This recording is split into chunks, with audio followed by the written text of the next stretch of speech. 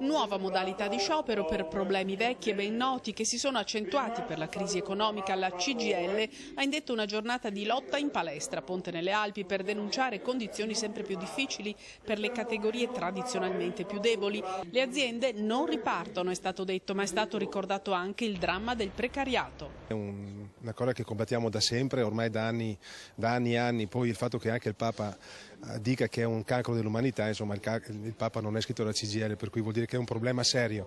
La ripartenza delle aziende, oggi nel settore metalmeccanico vediamo che c'è una certa stabilità, ripartenza non se ne parla, ma soprattutto se se ne parlerà proprio attraverso, secondo noi, l'uso smodato di precari.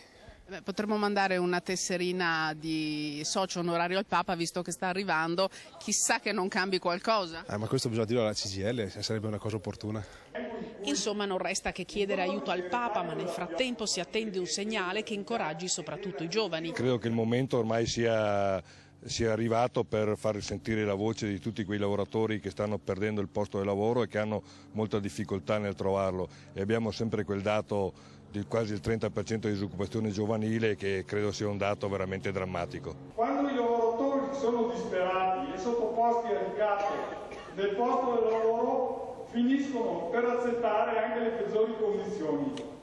È il grido più disperato quello di Valentino De Bona dell'Invensis, che non ha dubbi: se andrà avanti così non servirà più delocalizzare, perché cinesi saranno i lavoratori che lavorano non per un piatto di riso ma per un piatto di pasta.